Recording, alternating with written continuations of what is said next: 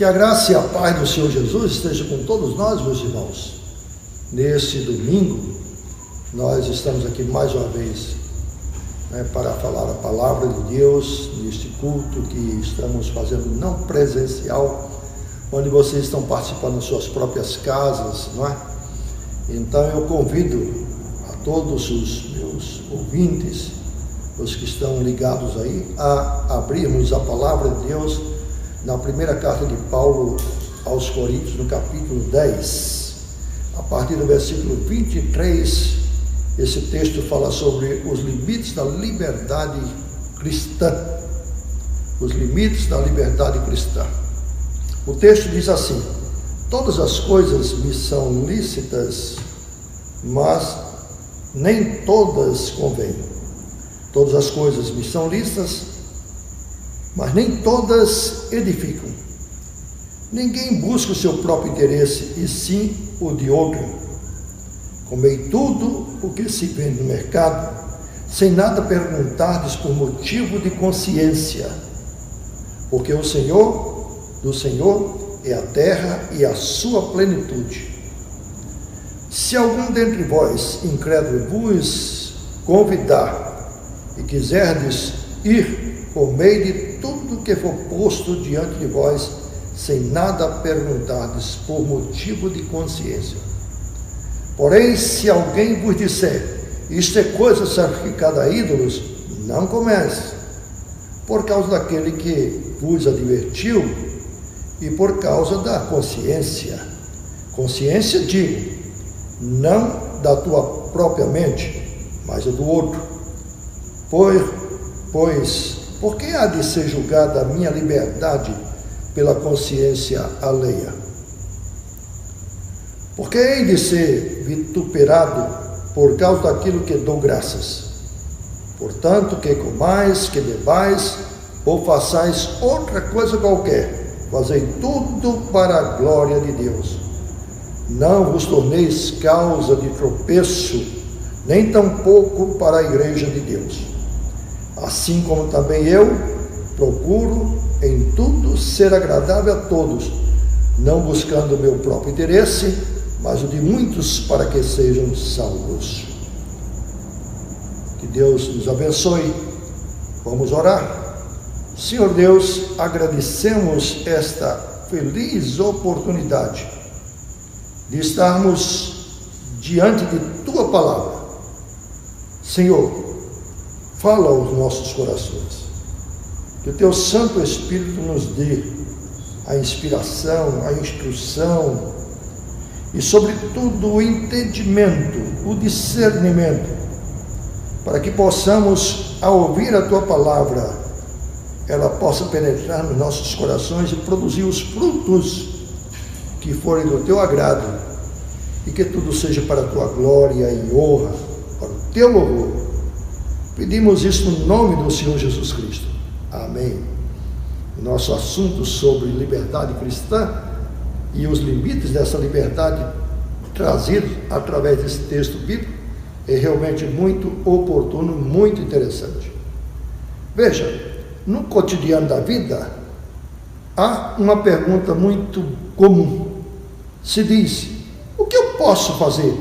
O que eu não posso fazer? É comum também se dizer, a tua liberdade termina quando começa a minha, e vice-versa. Então essa questão da liberdade é uma questão do cotidiano. A liberdade, inclusive, é uma das primeiras lições que aprendemos quando crianças, porque a gente faz, quando criança, as coisas, muitas vezes olhando para os pais, e dependendo do olhar, a gente percebe e logo começa a aprender. Isso não deve, isso não pode, ou isso pode, ou isso não pode. Então essa palavra é uma das primeiras que as crianças aprendem. Isso não pode. E é assim que realmente nós fomos educados, né? Desde criança. Hoje mesmo estamos enfrentando o problema da liberdade devido às restrições que nos estão sendo impostas no culto. Eu estou falando hoje aqui online, ou seja, sendo gravado para vocês, exatamente porque não estamos tendo culto presencial. Isso por quê? Por causa de normas que nos estão sendo impostas, que dizem respeito à nossa liberdade, até mesmo liberdade de culto, imposta pelos governadores nesse tempo de pandemia. É razoável atender a esses apelos, a essas decisões. Nós devemos respeitar as autoridades, assim a Bíblia nos ensina. Porém, é razoável também estarmos preocupados com essas questões de concessões que fazemos, visto que essa liberdade de culto é uma liberdade garantida pela Constituição Federal, pela nossa Constituição republicana. Estamos numa democracia e não num Estado totalitário, reprimindo a liberdade de ir e de vir. Nós arrazoamos a circunstância da epidemia e devemos obedecer, naturalmente. Porém, devemos obedecer não cegamente, para que isto não venha acostumar, não venha nos acomodar com essas ingerências dentro da nossa liberdade religiosa. Os cristãos primitivos da época em que a carta do texto de 1 Coríntios foi escrito, foi um período em que a igreja enfrentou a primeira perseguição imperial. Inclusive o apóstolo Paulo foi uma das principais vítimas da perseguição de Nero, uma perseguição imperial. Ou seja, naquele tempo a igreja estava debaixo de um jugo de um governo totalitário, de um governo déspota, inclusive. Foi lá que o cristianismo cresceu ou nasceu e também desenvolveu. Então, desde o cristianismo primitivo até hoje, é muito comum se ouvir ou se praticar essas expressões: isso pode, isso não pode. Esse assunto esteve presente, portanto, na carta que Paulo escreveu aos Coríntios. E no caso, Paulo estava respondendo perguntas que lhe tinham sido feitas em uma carta, e ele está tentando elucidar as perguntas, dando algumas respostas à igreja de Corinto, dando resposta àquelas dúvidas, principalmente, que tinham sido levantadas na carta que Paulo recebeu, como a gente vê na Bíblia, que era uma carta vindo da família de Cloé. Mais ou menos assuntos como esse. Pode-se comer qualquer coisa? Pode-se comer tudo que vem no mercado? Por exemplo, no culto, a mulher precisa ou tem de usar e cobrir a sua cabeça com véu? No culto, temos a liberdade de falar o que queremos, de orar como queremos, à vontade, inclusive em línguas? Bom, todas essas questões e outras mais que não estou mencionando estão aqui presentes nessa missiva, nessa carta que Paulo recebeu, e ele está dando a resposta, não é? As pessoas diziam assim: bom, o Espírito Santo nos dá a liberdade do Espírito. Então, quando eu estou cultuando, eu tenho a liberdade no Espírito, como muitas pessoas interpretam, liberdade para fazer o que quiser durante o culto. Aí Paulo normatiza a essas questões, inclusive dando orientações sobre como deve se prestar um culto a Deus, um culto, na expressão que ele usou na carta aos Romanos, um culto racional, um culto ordeiro, e que tipo de língua devia se usar neste culto, não é? Bom, esta era a situação. Agora, pensemos bem, dentro do contexto da carta que Paulo escreve aos Coríntios, significa aos crentes, aos cristãos que moram na cidade de Corinto.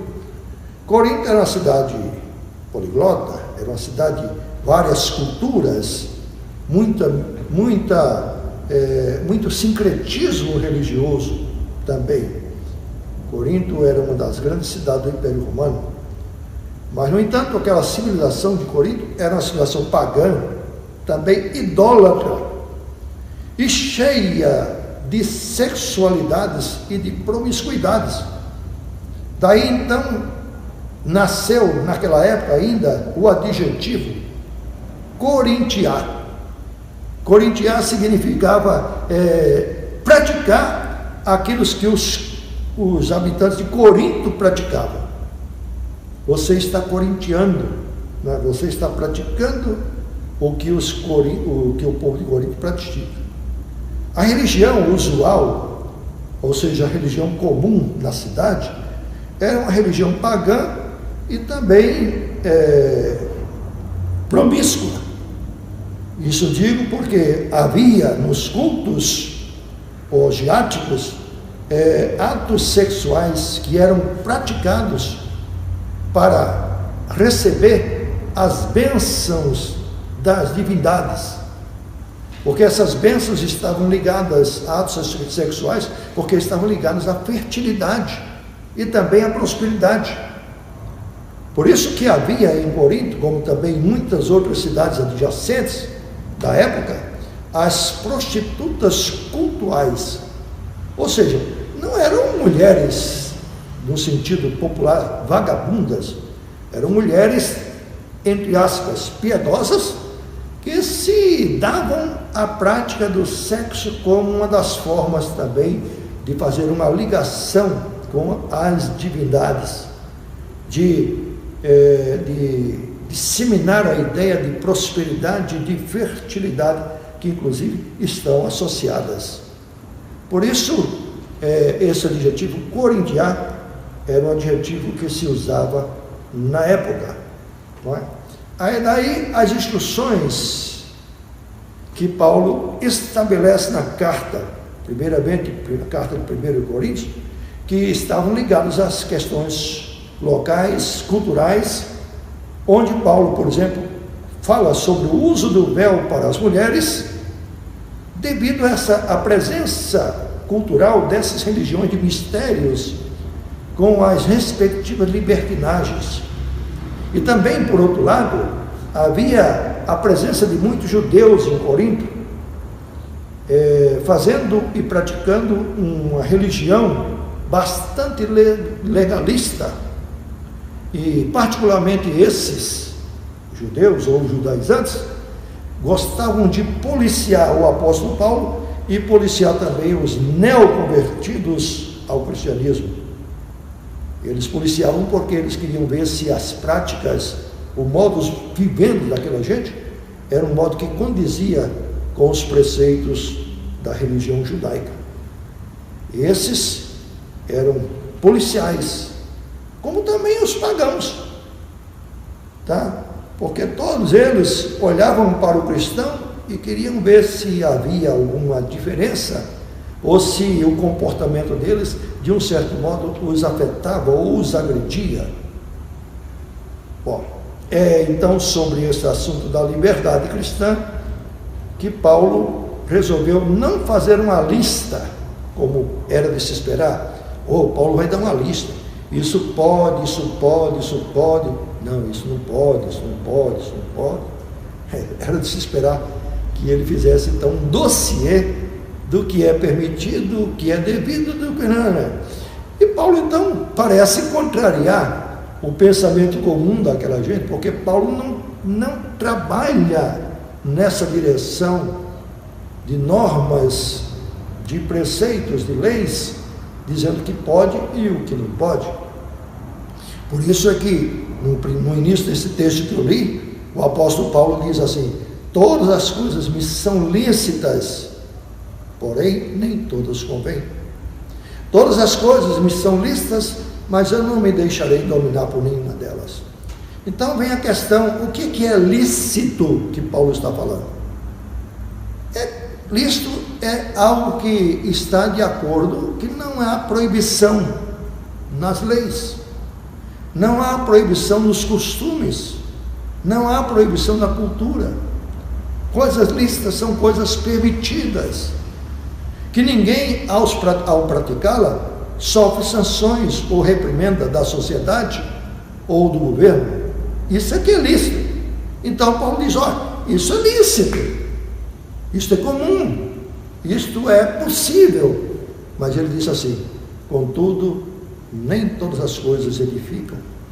Consequentemente, nem tudo convém. E ele chega até a dizer, todas as coisas, mesmo sendo lícitas, eu não me deixarei dominar por nenhuma delas. Então é assim que o apóstolo Paulo começa a tratar desse assunto, do que pode, do que não pode, sobre a liberdade cristã. Ele, ao invés de fazer um dossiê do que pode, do que não pode, ele estabelece princípios e não regras. Princípios normativos do que deve normatizar. Por isso, no texto, é muito falado sobre a consciência do cristão e a consciência também do pagão, a consciência do cristão e a consciência do outro. Então, por isso que Paulo disse assim, coma todas as coisas, sem perguntar de onde vem. Mas se alguém disser assim, ué, isso aí é carne sacrificada ao ídolo, aí você não come. Não por causa da sua consciência, mas para não escandalizar o outro, por causa da consciência do outro. Então isso mostra que dentro desse princípio, a minha liberdade, ou a nossa liberdade cristã, é de um certo modo tolhida, ciciada ou limitada pela consciência do outro. Mas isso não é uma coisa que é por obrigação, é por amor ao Evangelho e ao testemunho do Evangelho. Então, é assim que Paulo estabelece esses princípios. Pensando na história do protestantismo, quando foi inserido na cultura brasileira no século XIX, especialmente, mais especificamente na segunda metade do século XIX, o protestantismo enfrentou no Brasil uma cultura já hermetizada, uma cultura engessada, que era a cultura católica romana.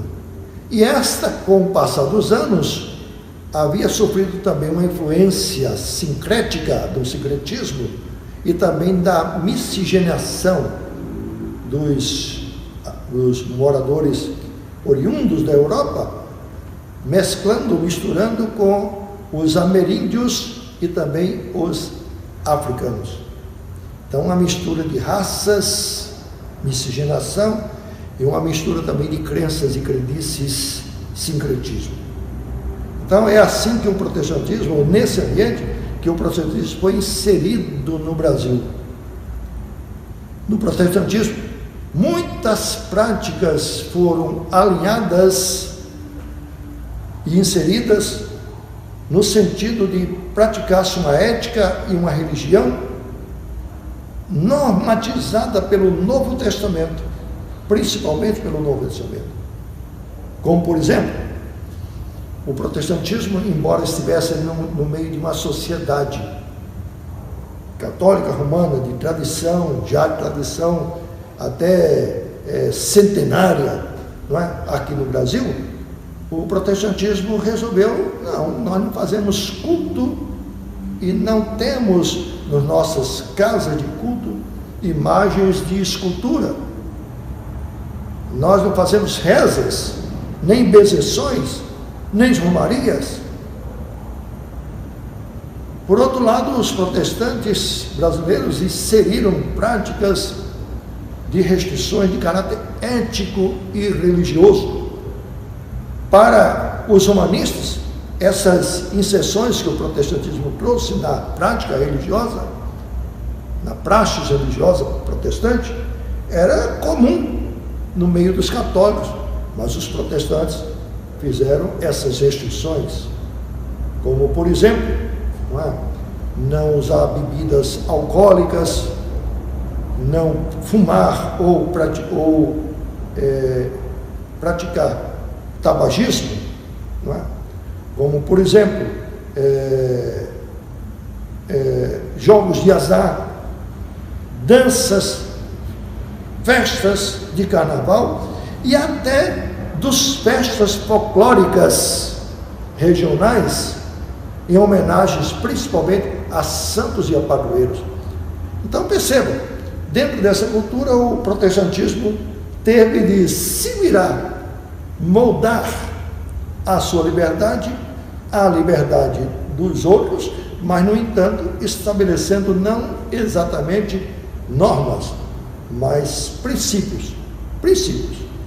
Agora, no século XX, quando na realidade protestante foi inserido o pentecostalismo no meio do protestantismo também brasileiro, aí o cenário do Brasil já era mais sofisticado, porque no século XX já havia uma influência maior de filosofias humanistas, como a filosofia do iluminismo e a filosofia do positivismo, ou seja, uma ênfase muito grande ao ser humano, à capacidade humana, e também a ênfase muito grande à capacidade da ciência.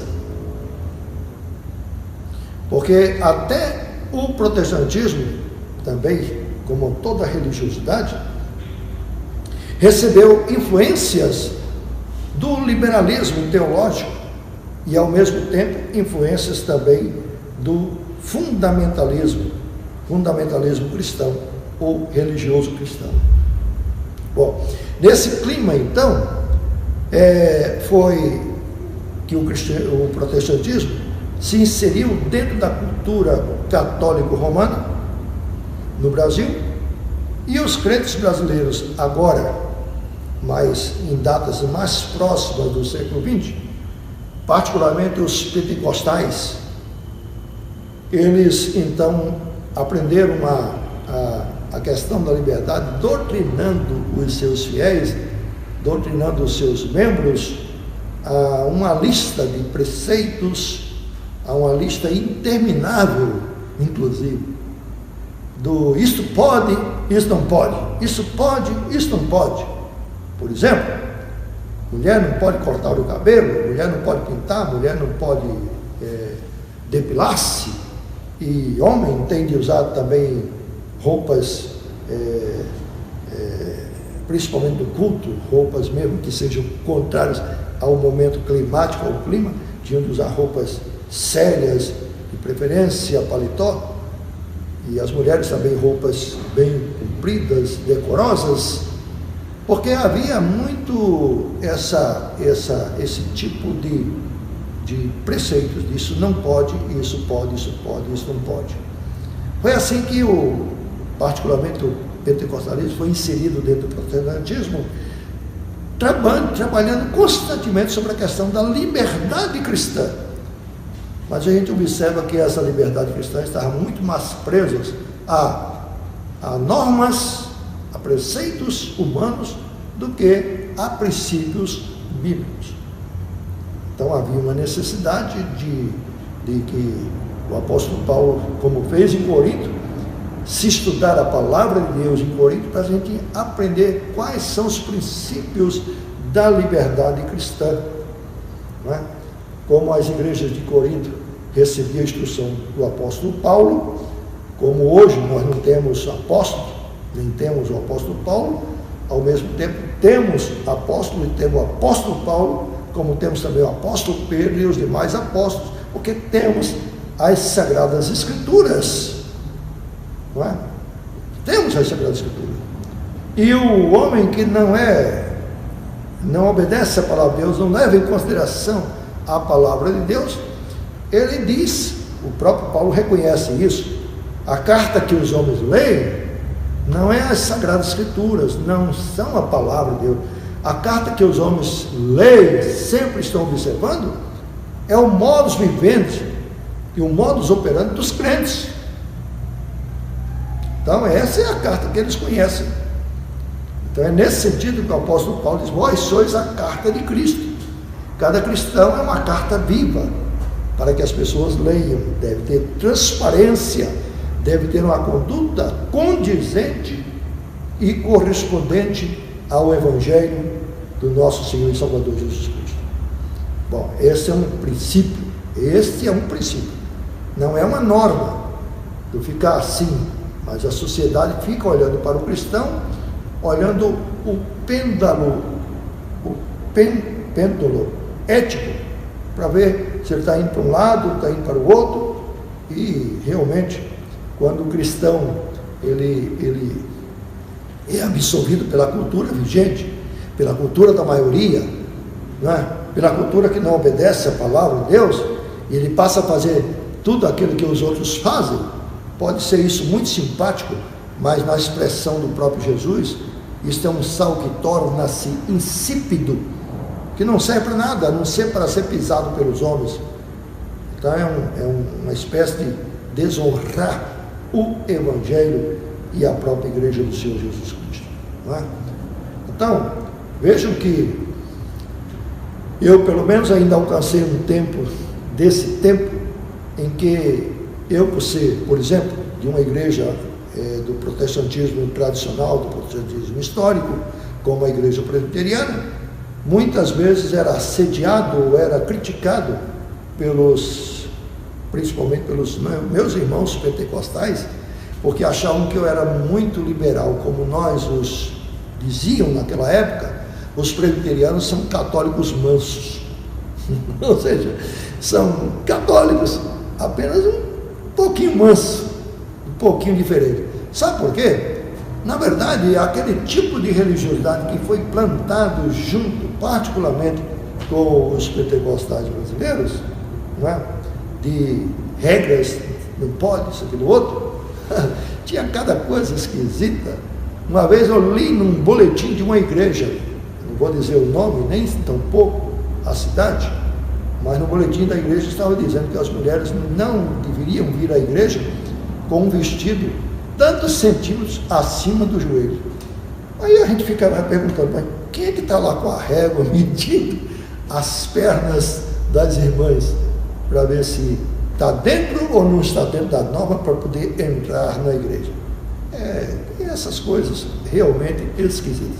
Então, como o tipo de religiosidade dessa gente era muito presa a isto pode, isso não pode, crente não faz isso, crente não pode fazer isso, aquilo outro, então a gente diz assim, eles não eram crentão no sentido de crente grande, eram crente não, era a religião do crente não, porque era não pode. Bom, reger a nossa vida e a nossa ética cristã baseada em princípios e não em regras é reconhecer que existe a necessidade de discernir ou de distinguir o que são obras da carne e frutos do Espírito. Paulo, na carta aos Gálatas, no capítulo 5, deixa muito claro o fruto do Espírito é. Então ele menciona o que é o fruto do Espírito: amor, bondade, benignidade, longanimidade, não é? Enfim, e quais são as obras da carne? Não é? Dissensão, bebedeces e brigas e etc.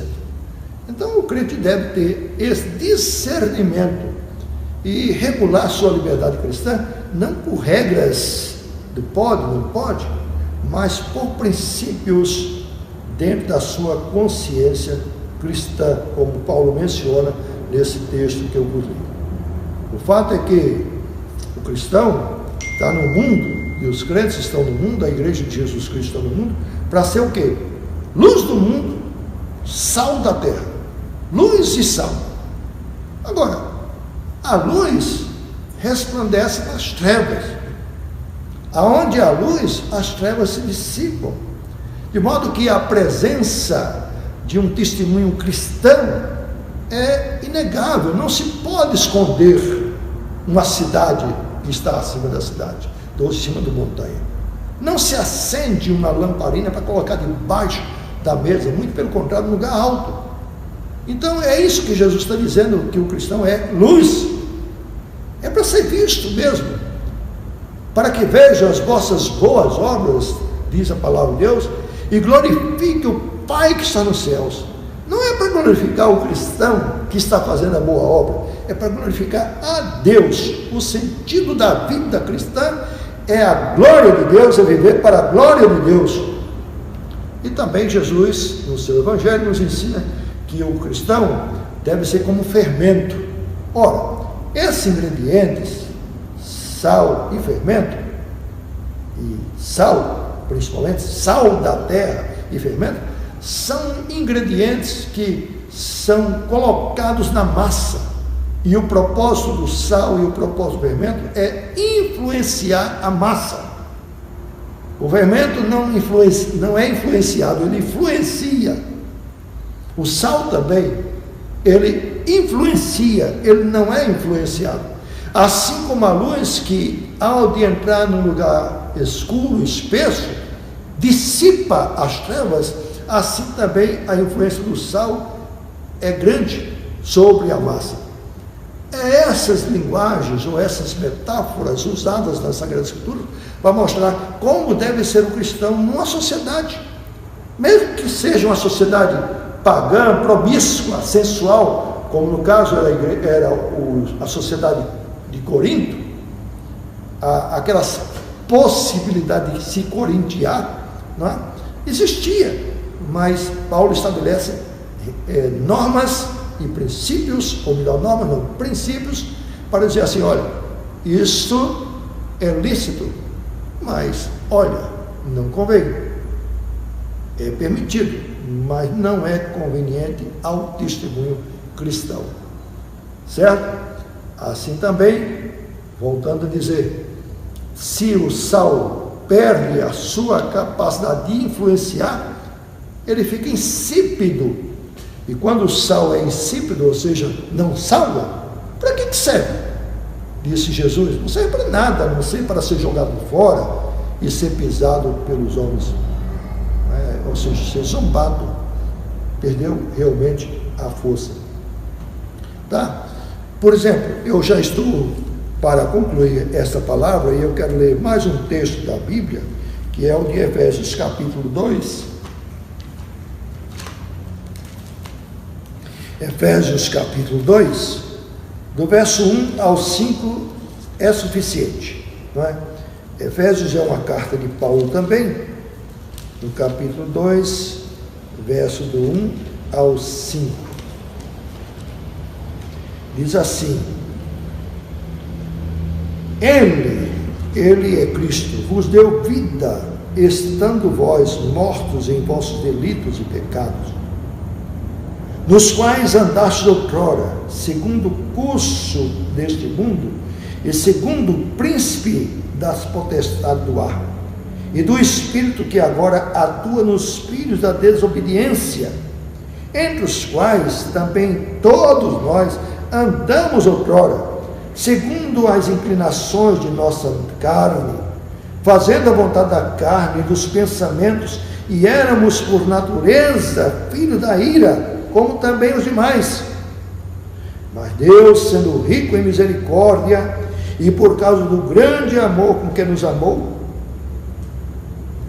e estando nós mortos em nossos delitos, nos deu vida juntamente com Cristo, pois pela graça sois salvos. Coisa maravilhosa.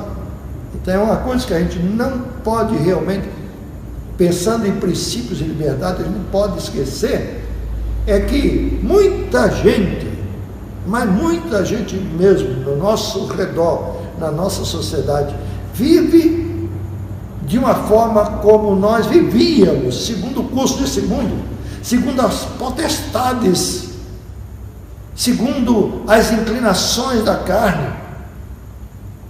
Mas acontece que Ele nos libertou, Cristo nos libertou desse jugo, desse titame da carne, desse titame do mundo. Ele está aí presente, querendo nos influenciar, querendo estabelecer o nosso modus vivendi, o nosso modus operandi, mas não é assim. A liberdade que Cristo nos legou não é para vivermos também debaixo de um legalismo, isto pode, isto não pode, estabelecer regrinhas do que pode e o que não pode ser feito. Paulo nos chama a atenção e enfatiza a necessidade de nós termos a consciência cristã, não a consciência cauterizada, não a consciência embotada, não a consciência subserviente à vontade dos homens, à vontade do mundo, mas uma consciência cristã, a mente de Cristo. E também Paulo nos chama a atenção não só da consciência, mas para observarmos também a consciência do próximo. Isso aí dói. Então eu vou regular minha vida de acordo com o pensamento do outro, principalmente do outro, se o outro for irmão em Cristo. Sim, meu irmão. Não busque o seu próprio interesse, está aí dentro desse texto que lemos em 1 Coríntios capítulo 10. Não busque o seu próprio interesse, também o interesse dos outros, principalmente. Então, por amor ao outro, por amor a Deus, sobretudo, você pode cessear sua liberdade, restringir sua liberdade, com coisas que não vão prejudicar, mas contanto que você não prejudique ao outro, não escandalize, não seja instrumento de escândalo para ninguém, seja aquele que traz a luz, que esclarece, e não aquele que repreende, aquele que é também repulsivo. Tenha cuidado. É isso aí a importância do princípio. Agora, veja como na prática isso se processa, já que estamos caminhando para o final dessa mensagem. Como essas coisas se processam, a questão da liberdade. Observe, se faço tudo que a minha natureza carnal deseja que eu faça, isso nada mais é do que uma escravidão. Eu não sou livre, sou escravo do pecado, escravo da minha natureza que me arrasta a fazer o que desagrada a Deus. Outra observação: se faço ou não faço só porque eu estou sendo observado, estou sendo visto, então eu não vou fazer porque fulano está vendo, ou porque a igreja está vendo, ou porque os irmãos estão vendo, porque os outros estão vendo, por isso eu não faço. Eu também não estou sendo livre, eu estou sendo um religioso legalista e hipócrita. Observe. Agora veja, se eu faço o que faço, não é? E deixo de fazer coisas que me são lícitas e são permitidas, que seriam naturais, mas eu não as pratico, é diferente. Se eu não as pratico apenas com medo da repreensão, da reprimenda, da punição e das consequências, isso também não tem grande vantagem. Agora, se eu faço certas coisas, ainda que sejam lícitas, mas eu faço certas coisas e deixo de fazer coisas que, mesmo sendo lícitas, permitidas, mas eu não as faço por amar e querer agradar a Deus, querer fazer a sua vontade revelada nas Escrituras, fazer aquilo que glorifica a Deus, por isso eu não faço. Eu estou sendo livre. Mas está sendo livre? Sim, estou sendo livre. Estou sendo livre porque eu não estou fazendo o que os ditames da minha carne, da minha natureza quer que eu faça. Eu estou sendo livre porque eu estou obedecendo e agradando a Deus. Eu estou sendo guiado pelo Espírito, não é? Motivado, capacitado pelo Espírito e não pela minha própria natureza. Eu não sou submisso à carne, à minha natureza, por medo de punição. Eu sou livre, embora eu possa fazer, não faço, porque eu desejo agradar a Deus, porque eu amo a Deus, e o amor a Deus me leva a alta consideração. O amor a Deus deve ser maior do que os apelos e os ditames da nossa natureza e carne. E também mais forte do que os assédios alheios, sejam esses assédios humanos ou mesmo demoníacos. Certo? É desse jeito. Finalmente, creio que amar a Deus deve ser acima de tudo e de todos, acima de qualquer coisa. Por exemplo, se o amor ao cônjuge me torna fiel e comprometido, a despeito das muitas oportunidades que apareceram e que aparecem, mas eu me mantenho fiel, isso acontece devido à graça de Deus que me sustenta, a graça de Deus que nos supre. E isso é uma resposta que a gente dá claramente à lealdade e ao amor de Deus, sobretudo a Deus. Quando a gente ama a Deus mais do que qualquer coisa, a gente não trai, não é tanto por causa da pessoa, é principalmente por causa de Deus. Então eu tenho, por exemplo, aqui a mencionar o exemplo de José, quando foi levado para o Egito e tornou-se um servo do governador do Egito. Ele se comportou de um modo extraordinário diante do assédio ferrenho que a esposa do seu chefe, que a esposa do seu patrão fazia diariamente. José pensava: ainda que eu saiba que ninguém venha saber ou ver, eu sei que Deus sabe e Deus vê. Não é uma questão de lealdade tanto ao meu patrão, é uma questão de lealdade a Deus, que diz que não devo fazer. Então veja, é uma liberdade motivada pelo amor. Por isso que a Bíblia diz que onde há amor, não há temor, porque o amor espanta, afugenta o medo. O amor de Deus é tão forte que nos chega a constranger, a envergonhar-nos. Tudo que diz respeito à nossa liberdade pessoal, social, aos nossos relacionamentos interpessoais, se o amor de Deus é levado em consideração, consequentemente, levamos em consideração a vontade de Deus. Os princípios da palavra de Deus são acatados. Sim, a sociedade seria completamente outra, e a igreja também seria bem diferente se todos observassem a importância de amar a Deus e esse amor regulasse a nossa liberdade, os nossos relacionamentos interpessoais e a nossa liberdade. Não viveríamos no meio de tanta beligerância, de tantos conflitos pessoais e interpessoais. Assim, voltando ao tema inicial, nossa vida não pode ser regida pela regra, isso posso, isso não posso, e sim pela liberdade e pelo amor de Cristo que nos constrange. É por isso, e é graças a este amor de Cristo que nos constrange, que a gente pode realmente dizer, como Paulo disse: tudo posso naquele que me fortalece. Tudo posso. Embora todas as coisas venham a ser lícitas, nem todas me convêm. Embora lícitas, eu não me deixarei dominar por elas, porque o que importa é fazer a vontade de Deus e viver para a glória e louvor do Senhor.